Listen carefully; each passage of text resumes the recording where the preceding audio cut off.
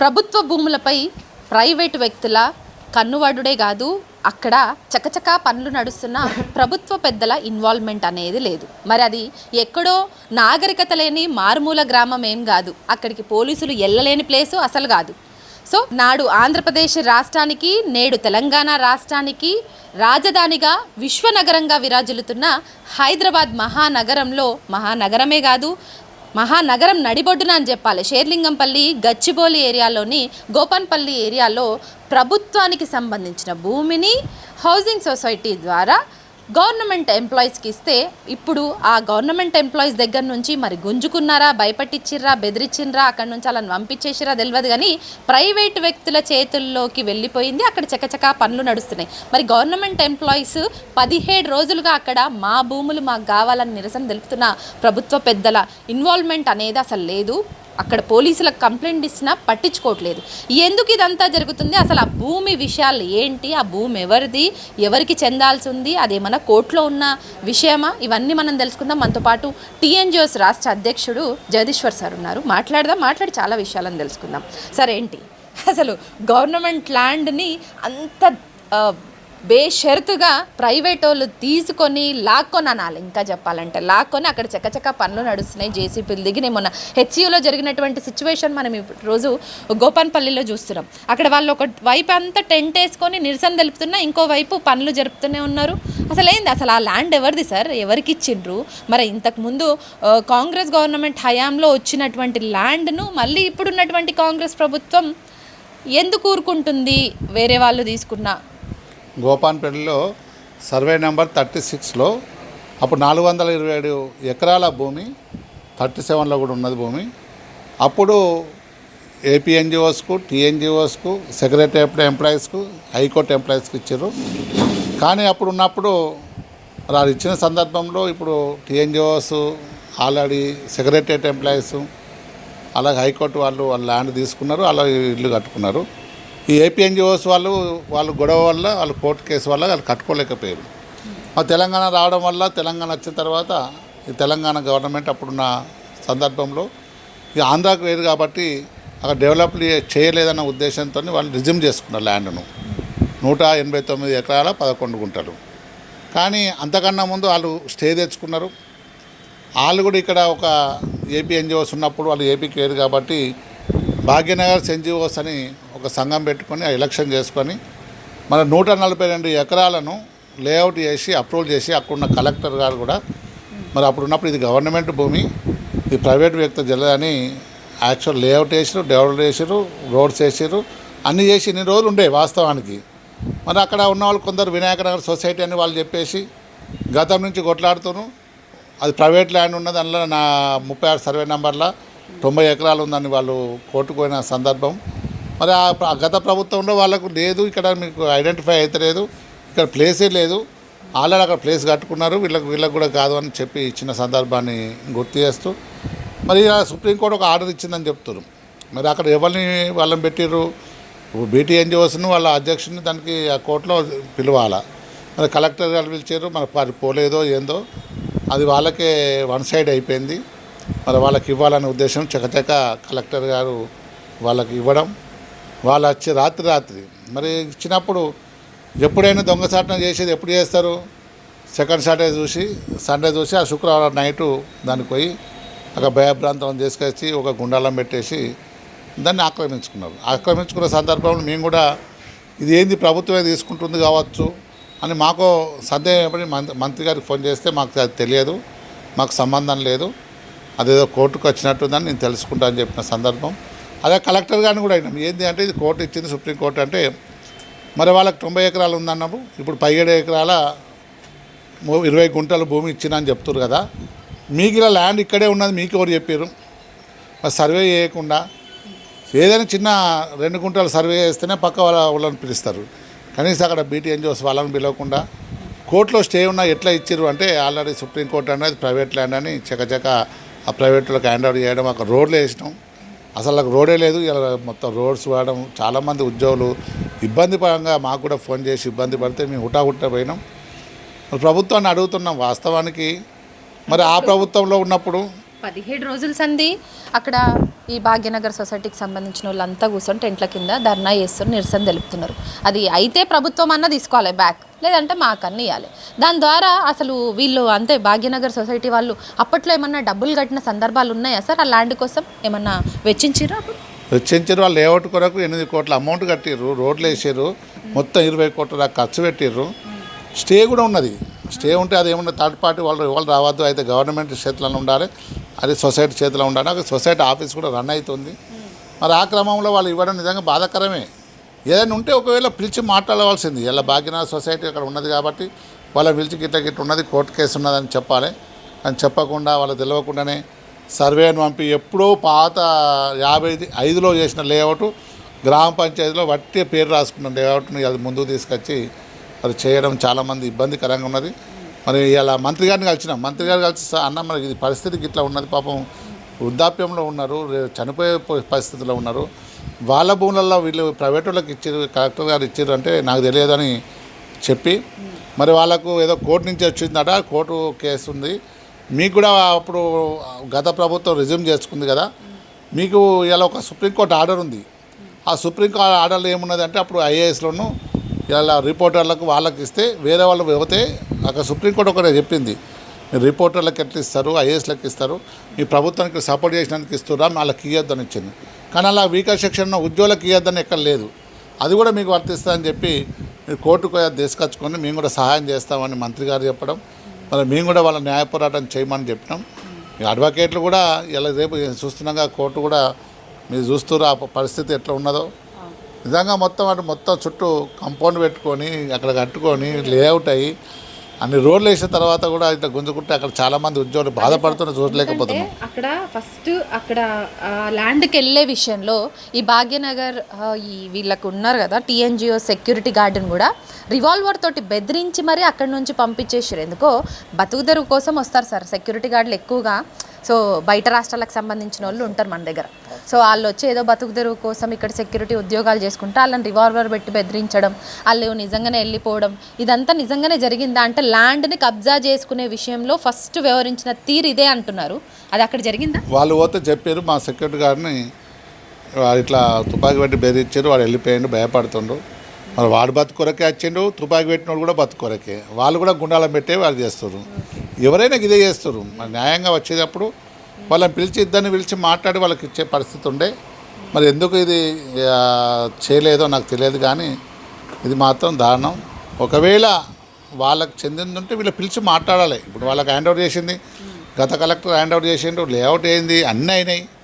ఏమనంటే పాత government resume చేసుకున్నది అంటే డెవలప్ చేయాలని రిజ్యూమ్ చేసుకున్నది. నిజంగా అంటే డెవలప్మెంట్ లేకుంటే వాపస్ తీసుకునేటువంటి చట్టాలు ఉన్నప్పటికీ సో అసలు మీరు అక్కడ డెవలప్మెంట్ జరిగింది, సో పోల్ వేసినాము, రోడ్లు వేసినాము, సో చెట్లు నాటినాము అనేసి కూడా అక్కడ ఉన్నటువంటి భాగ్యనగర్ టీఎన్జిఓస్కి సంబంధించిన ఉద్యోగులు మనతో చెప్పడం జరిగింది.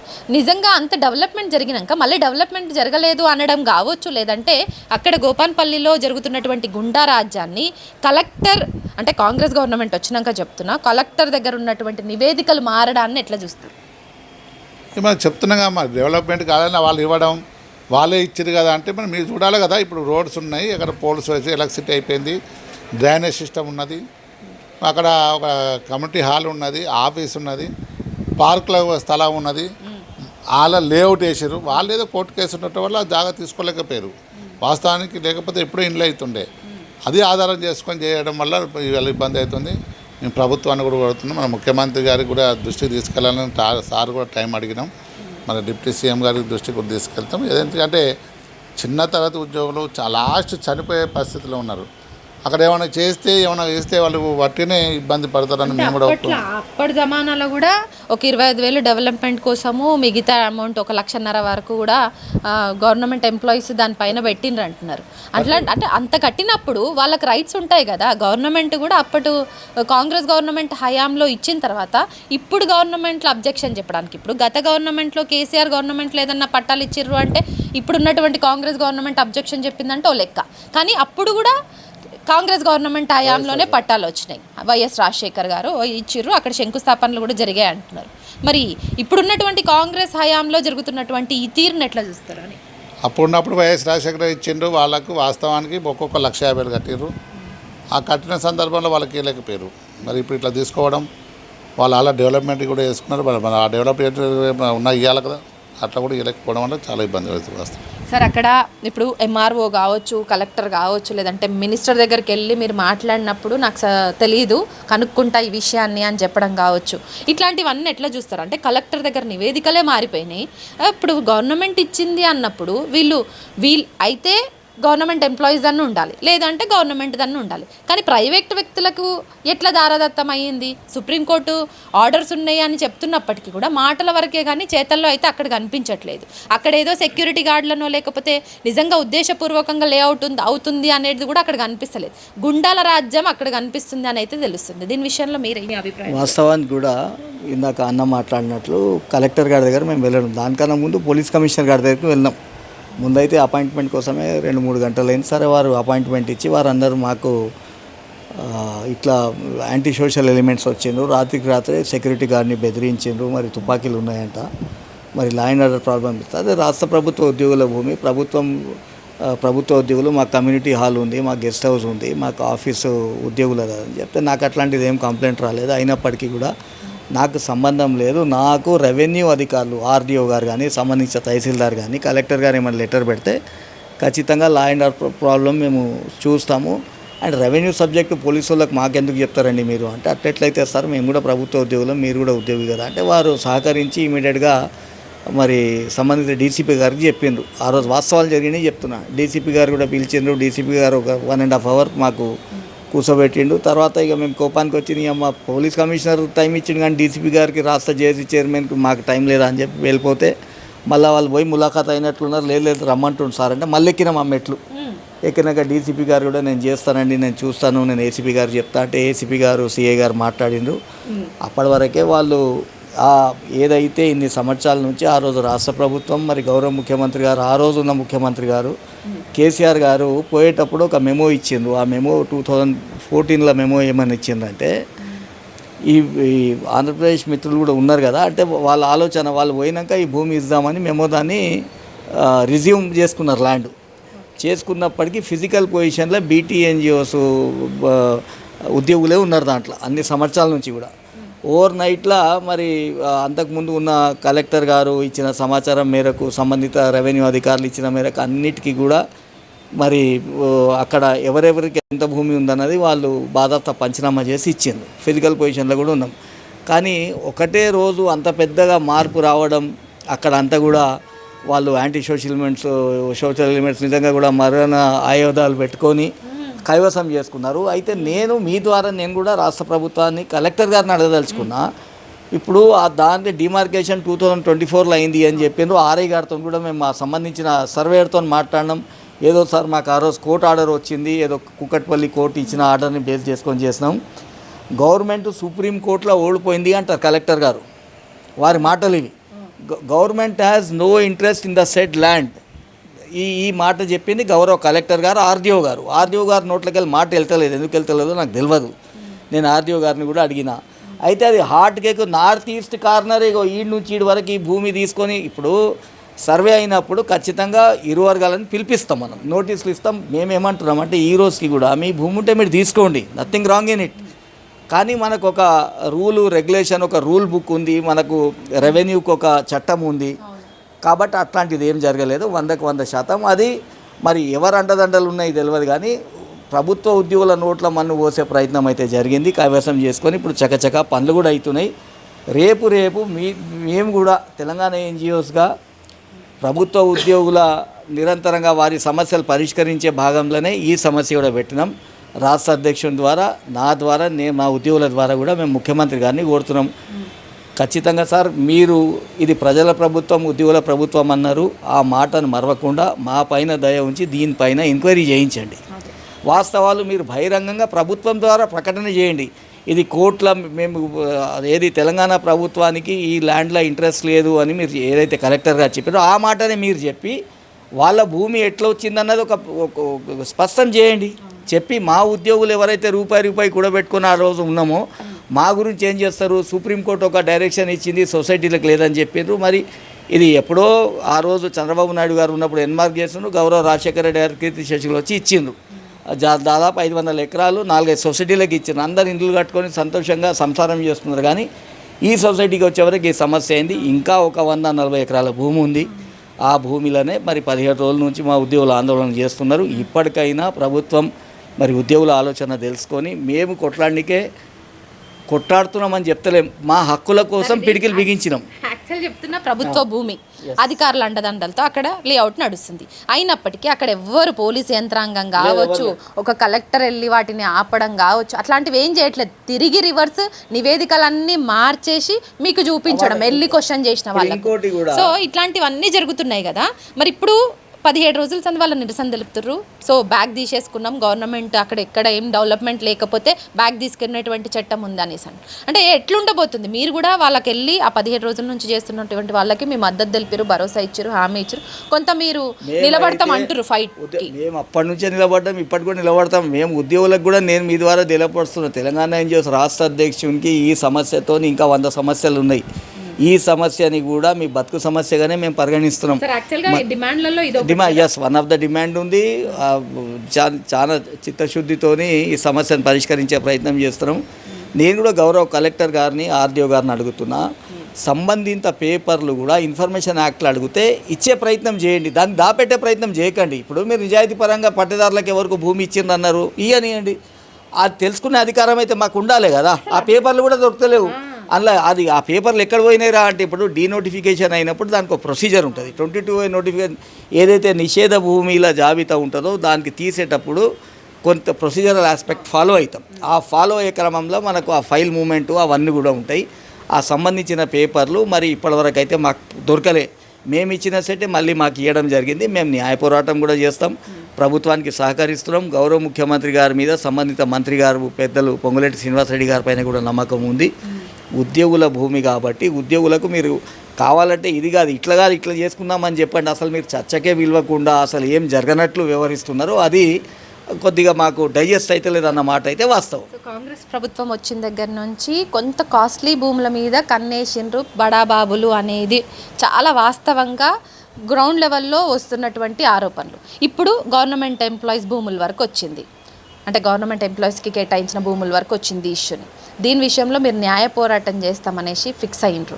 కానీ ఇప్పటి వరకు ఇంకా మంత్రులతోటో లేకపోతే ముఖ్యమంత్రితోటో మాట్లాడినటువంటి మీ కమ్యూనికేషన్ గ్యాప్లో ఇంకా మీకు అపాయింట్మెంట్ అయితే దొరకలేదు. సో దొరికినప్పుడు మీరు వాళ్ళకి ఎక్స్ప్లెయిన్ చేసేటువంటి విషయాలు ఏమనుకోవచ్చు? ఎందుకంటే అధికారుల రికార్డుల్లో కూడా నమోదు కాలేదు అసలు రికార్డుల్లో పేర్లు.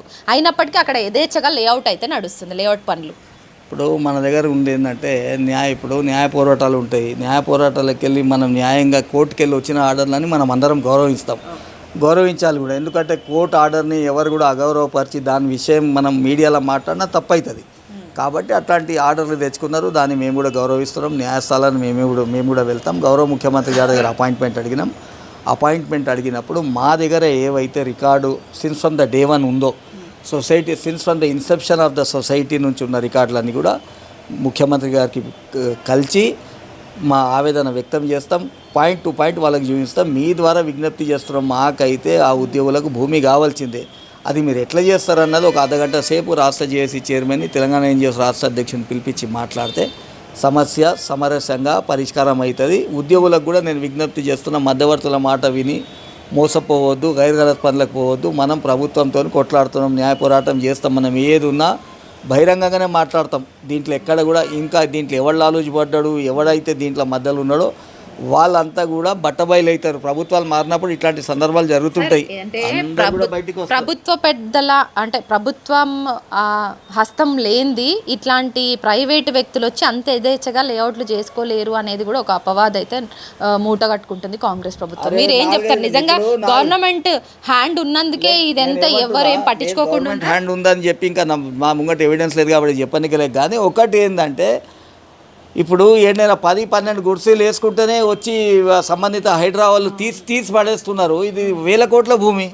మరి 1000 కోట్ల భూమికి ఎవరు భూమి ఎవరు అనుభవిస్తున్నారు అన్నది ప్రభుత్వం తెలుసుకొని ప్రజలకు ఉద్యోగులకు చెప్పవలసిన బాధ్యత ప్రభుత్వం పైన ఉంటుంది. మౌనం పాటిస్తే పరిణామాలు వేరే విధంగా వచ్చే అవకాశం ఉంటుంది. కాబట్టి ఫైనల్గా 100% ఉద్యోగులకు సంబంధించిన భూమి ఉద్యోగులకు ఇవ్వాలి. రాష్ట్ర ప్రభుత్వానికి అన్ని అధికారాలు ఉన్నాయి. రాష్ట్ర ప్రభుత్వం నడిపించాలన్నప్పుడు ఎంత తపకింత భూమి ఆక్షన్ చేయడమా, ఇంకోటి చేయడమా, ఎందుకంటే ముఖ్యమంత్రి గారు అన్నారు అప్పులు ఉన్నాయి, మిత్తిలు వెళ్తలేవు అన్నప్పుడు రాష్ట్రం నడిపించాలి కాబట్టి చేసే తప్పు లేదు.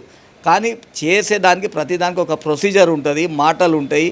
దానికి సంబంధించిన ప్రొసీజర్ ఫాలో కాకుండా బయటికి వెళ్ళి ఎవడో బతకనికి వచ్చినోడు మన రాష్ట్రంలో చొరవబడి ఇప్పుడు మన పాలసీ ఏ రాష్ట్రంలో అయినా వచ్చి మా రాష్ట్రంలో బతకొచ్చు, మేము మిగతా రాష్ట్రాల కన్నా మిగతా రాష్ట్రాల్లాగా మీరు ఇడికెళ్ళి పోన్రు అని చెప్పమని చెప్పిండ్రు. దాన్ని స్వాగతిస్తున్నాం. ఎందుకంటే రాష్ట్రం కూడా అభివృద్ధి చెందాలి దేశంలో కాబట్టి. కానీ ఇక్కడ ఉన్న ఉద్యోగుల ప్రజల రైట్లు కొల్లగొట్టి మేము చేస్తామంటే ఎవరు సహించడానికి సిద్ధంగా లేరు. ఇప్పటికైనా పోలీస్ యంత్రాంగం, గౌరవ డీజీ గారు, డీజీపీ గారు ఎవరెవరైతే ఉన్నారో ఒకసారి పోయి ఆడ చూడండి, ఎవరు కూర్చున్నారు, ఆడ కబ్జా మీద ఎవరు ఉన్నారన్న చూడండి.